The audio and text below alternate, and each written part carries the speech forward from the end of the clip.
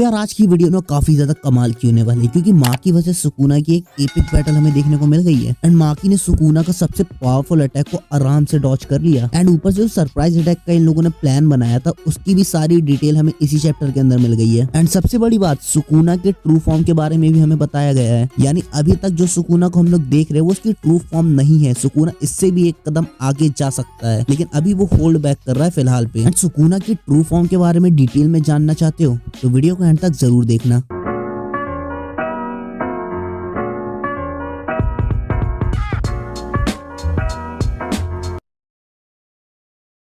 तो सीन की शुरुआत में हमें कुसाकाबे और इनो दिखाए जाते हैं, जो कि यूता के डोमेन के बाहर नजर रख रहे होते हैं कि कब यूता का सिग्नल मिले एंड माकी उस पर अटैक करे। एंड कुसाकाबे यहाँ पे वंडर भी करता है कि यूता अपने डोमेन को मूव भी कर सकता है, यानी यूता ने अपने डोमेन की लोकेशन को ही चेंज कर दिया है। एंड ये चीज पहली बार नहीं हो रही, हकारी ने ऑलरेडी ये काम कर रखा है। तो यहाँ पर इनो थोड़ा कंफ्यूज रहता है, क्योंकि जो हमारा ओरिजिनल प्लान था वो ये था कि सारे सॉर्सरर मिलकर सुकूना के ऊपर एक साथ अटैक करेंगे, लेकिन अब प्लान को चेंज क्यों कर दिया गया है।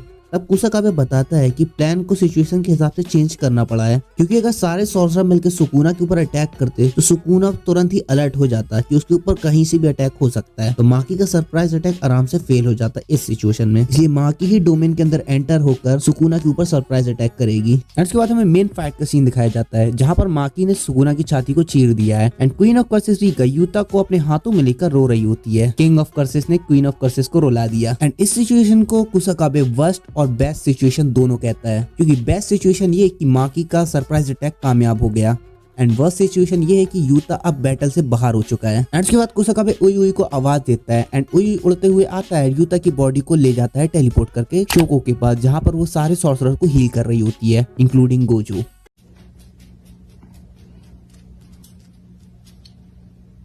एंड उसके बाद माकी सुकूना को यहाँ पर बीच से फाड़ने की कोशिश करती है, यानी वो सुकूना का किटकैट बनाना चाहती है, लेकिन सुकूना अपना इतना फास्ट था कि वो आराम से इस अटैक को डॉज कर लेता है। एंड उसके बाद सुकूना बताता है कि यूता का डोमेन उसके वर्ल्ड कटिंग स्लैश की वजह से नहीं टूटा है, बल्कि इस यूता ने अपने डोमेन को खुद ही डिस्ट्रॉय किया था, ताकि बाहर खड़े पर्सन को सिग्नल मिल सके एंड वो आगे सरप्राइज अटैक कर सके। माकी ने इस अटैक को किस तरह से कामयाब किया है तुम इस इमेज में आराम से समझ सकते हो। जैसे ही सुकूना ने अपना वर्ल्ड कटिंग स्लैश का यूज किया, उसी टाइम यूता ने अपने डोमेन को भी ऊपर से ब्रेक कर दिया, जिसकी वजह से सुकूना को लगा कि उसके वर्ल्ड कटिंग स्लैश की वजह से यूता का डोमेन ब्रेक हो गया है। जैसे ही यूता का डोमेन ब्रेक होता है तो सुकूना की नजर उसके टूटते हुए डोमेन के ऊपर चली जाती है, जैसे कि हमने पिछले चैप्टर में देखा था। सुकूना उस टूटते हुए डोमेन के ऊपर नजर गड़ाया हुआ था। एंड उसी बीच माँ की पीछे से आती है, सुकूना को स्टैब कर देती है। तो माँ की डोमेन को टूटने के बाद एंटर नहीं करी है, क्योंकि माकी के पास कोई भी कर्स एनर्जी नहीं है। वो किसी भी बैरियर को आराम से पार कर सकती है, इंक्लूडिंग डोमेन के अंदर भी वो आराम से आ जा सकती है, लेकिन सिर्फ माकी अकेले ही जा सकती है किसी भी डोमेन के अंदर। वो अपने साथ किसी भी कर्स टूल वगैरह को नहीं ले जा सकती, क्योंकि किसी भी कर्स टूल के पास अपनी खुद की एक कर्स एनर्जी होती है, जिसकी वजह से कोई भी बैरियर उसे अलाउ नहीं करेगा अंदर आने के लिए। तो यहाँ पे सुकूना बताता है कि जो सोल स्प्लिटिंग किटाना थी वो ऑलरेडी बैरियर के अंदर थी, यानी यूता के डोमेन के अंदर ऑलरेडी रखी हुई थी। एंड जैसे ही यूता का डोमेन टूटता है, माँ की डोमेन के अंदर एंटर करती है एंड सोल स्प्लिटिंग किटाना को उठा के सुकूना के ऊपर स्टैप कर देती है, क्योंकि माँ के पास 0 कर्स एनर्जी है, तो सुकूना को उसकी प्रेजेंस महसूस ही नहीं होगी, जैसा कि तोजी ने किया था गोजो के ऊपर सीजन 2 में। एंड उसके बाद सुकूना कहता है जो सोल स्प्लिटिंग किटाना से उसे डैमेज हुआ है वो हील प्रॉपरली नहीं हो पा रहा है उसकी अदर वुंड्स के अकॉर्डिंग। फिर उसके बाद नरेटर द्वारा हमें सोल स्प्लिटिंग किटाना की एबिलिटी के बारे में बताया जाता है। अगर सोल स्प्लिटिंग किटाना तुम्हें डैमेज पड़ता है तो ऑर्डिनरी रिवर्स कर्स टेक्निक से तुम इसे हील नहीं कर सकते हो, जब तक तुम्हें अपनी सोल की आउटलाइन का ना पता हो। लेकिन यहाँ पे सुकूना को अपनी सोल की आउटलाइन के बारे में पता है, क्योंकि जब सुकूना किसी को वेसल बनाता है तो वो एक बॉडी के अंदर 2 सोल हो जाती है, जिसकी वजह से सुकूना को आराम से पता चल जाता है कि उसकी सोल की आउटलाइन कहाँ पर है।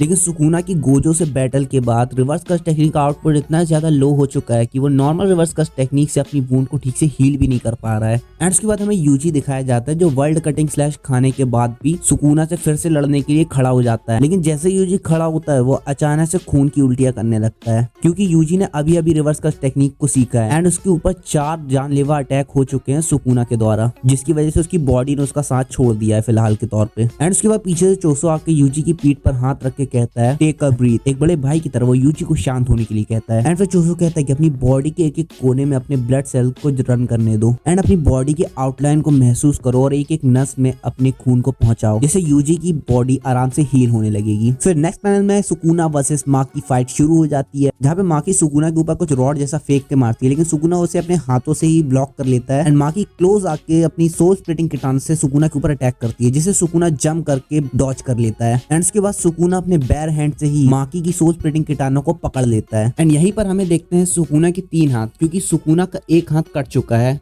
पिछले चैप्टर में एंड उस हाथ को वो अभी तक हील नहीं कर पाया है। एंड सुकुना माकी की शॉट पकड़ के माकी को फेंकने की कोशिश करता है, लेकिन यहाँ पे माकी बहुत ही ज्यादा पावरफुल है, वो उल्टा ही सुकुना को फेंक देती है, जिसके बाद सुकुना बिल्डिंग के अंदर जाके गिरता है एंड उसके बाद माकी तुरंत ही आगे फिर से अटैक करती है, लेकिन सुकुना उस अटैक को डॉच कर लेता है। फिर उसके बाद हमें दिखाया जाता है scale of the dragon recoil twin meteor, यानी वर्ल्ड कटिंग स्लैश। सुकुना यहाँ पे माकी के ऊपर वर्ल्ड कटिंग स्लैश से अटैक करता है, लेकिन गेस व्हाट, माकी उस अटैक को डॉच कर लेती है। अभी तक सुकुना के वर्ल्ड कटिंग स्लैश से कोई भी नहीं बच पाया है, लेकिन माकी यहाँ पर सुकुना के इस अटैक को आराम से डॉच कर लेती है। इसके ऊपर सुकुना भी माकी की तारीफ करता है कि ये लड़की आराम से मेरे अटैक को देख पा रही है अदर सॉर्सरर्स के कंपैरिजन में। मुझे ऐसी फीलिंग आ रही है जब मैं शिबुया में मोहरागा से फाइट कर रहा था। एंड इसके बाद माकी यहाँ पे बताती कि सुकुना अपनी हार्ट बीट को फोर्सली रन करवा रहा है अपने बॉडी के अंदर, क्योंकि सुकुना का हार्ट यहाँ पे डिस्ट्रॉय हो चुका है माकी की वजह से। तो सुकुना यहाँ पे कर्स एनर्जी की मदद से फोर्सफुली अपनी बॉडी में ब्लड को रन करा रहा है, जैसे कि हमने सीजन 1 में देखा था जब मेगुमी के साथ सुकुना फाइट कर रहा था, तब उसने यूजी का हार्ट निकाल के फेंक दिया था एंड फोर्सफुली वो अपने शरीर के अंदर ब्लड को रन करा रहा था। तो माकी कहती है कि मेगुमी सही कह रहा था उस बारे में, यानी माकी को उस वक्त भरोसा नहीं था मेगुमी की बात पर। इसके बाद माकी कहती है तुम बिना हार्ट के ही मुझसे फाइट करोगे, ऐसे ही अपनी ब्लड को रन कराते हुए। जिस पर सुकुना कहता है भाई मुझे तो कोई दिक्कत नहीं है, मैं आराम से इस चीज को मैनेज कर सकता हूँ। एंड उसके बाद सीन शिफ्ट हो जाता है हकारी वर्सेस उरामे की तरफ। यहाँ पे हकारी कहता है कि तुम सुकुना की प्रेजेंस को छुपाना चाह रही हो, लेकिन सुकुना एक ऐसा बंदा है जिसकी प्रेजेंस आराम से रीड हो जाती है। जिस पर उरामे कहती है तुम कहना क्या चाहते हो। तब हकारी कहता है कि जब मैंने पहली बार उस हल्क को देखा था तब मुझे लगा था कि हम लोग बहुत बड़ी मुसीबत में फंसने वाले हैं। सुकुना के 4 हाथ वाले फॉर्म को वो हल्क कहता है और मुझे लगा नहीं था कि हम लोग ये चीज कर पाएंगे। इसका मतलब ये है कि हम लोग यहाँ पर जीतने वाले हैं। जिस पर उरामे हकारी का मजाक उड़ाते हुए कहते हैं कि एक आसान टेक्निक वाले का एक आसान सा दिमाग। इस पर हकारी शॉक हो जाता है एंड उरामे को थैंक यू कहता है। उसके बाद उरामे ये भी कहती है कि मुझे नहीं लगता कि सुकुना सामा अपने ओपोनेंट से इंटरेस्ट है फाइट करने में, क्योंकि उसके अकॉर्डिंग सुकुना की कर्स एनर्जी की जो वेव्स निकलती है उससे वो पहचान लेती है कि सुकुना अपने अपोनेंट से इंटरेस्ट है फाइट में या नहीं। एंड तुम लोगों के पास कोई ऐसा बंदा नहीं है जो गोजो सातोरू से भी बेटर हो। तुम लोगों को शर्म आनी चाहिए। अगर मैं पुराने रिकॉर्ड भी उठा लूं सुकुना की बैटल के, जो भी सुकुना के ऊपर इफेक्ट हुए हैं उन सभी को अगर काउंट भी कर लूं तो अभी तक सुकुना अपनी फुल फॉर्म में गई ही नहीं है, यानी सुकुना अभी तक ऑल आउट गया ही नहीं है। एंड जो लास्ट वाली इमेज रहती है ना भाई, वो इतनी ज्यादा खतरनाक दिखती है ना सुकुना की,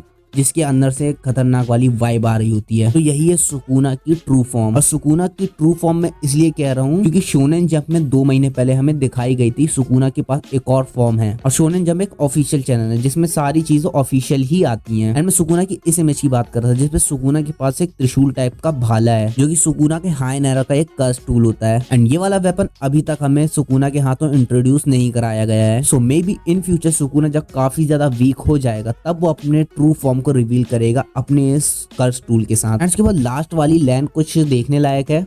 The fever of this battle knows no bounds. Next issue. Cover page and a color page to celebrate 6 years of serialization. So मांगा को 6 साल हो चुके हैं तो अगला चैप्टर हमें कलर में देखने को मिल सकता है। एंड नेक्स्ट वीक कोई ब्रेक भी नहीं रहेगा तो हमें अगले हफ्ते ही नेक्स्ट चैप्टर देखने को मिल जाएगा। एंड सुकुना की ये बात सुनने के बाद कि सुकुना अभी तक अपने फुल पोटेंशियल में लड़ ही नहीं रहा है, तो सुकुना फैन तो हवा में उड़ रहे होंगे एकदम से। तो मैं सिर्फ यही कहना चाहूंगा कि विलन कितने भी आगे क्यों ना चले जाए, मरता वो सिर्फ हीरो के हाथ हुई है। और ये सुकुना के ऊपर कोई हेट नहीं है, ये सब उन लोगों के लिए जो कमेंट में जाके हकते हैं कि सुकुना ने गोजो का किटकैट बना दिया। ऐसा मत करो मेरी जान, लाइफ में कुछ अच्छा करो यार। एंड जैसे मैंने एक्सपेक्ट किया था कि मैं इस चैप्टर को इस तरह से एक्सप्लेन करूंगा, लेकिन मैं वैसा कर नहीं पाया। मे बी नेक्स्ट चैप्टर में और भी ज्यादा इंप्रूवमेंट करूंगा इस चीज को लेकर, ताकि तुम लोगों को एक क्लियर एक्सप्लेन वीडियो मिल सके। एंड वीडियो को यहाँ तक देख लिया तो वीडियो को लाइक तो कर ही देना, और इसी तरह की और वीडियो देखना चाहते हो चैनल को सब्सक्राइब करके बेल नोटिफिकेशन कॉल में सेट कर लेना, जिससे आने वाली वीडियो की नोटिफिकेशन तुम्हें मिल सके वही सबसे पहले। एंड मैं तुम लोगों से मिलता हूँ नेक्स्ट वीडियो के साथ। Thanks for watching.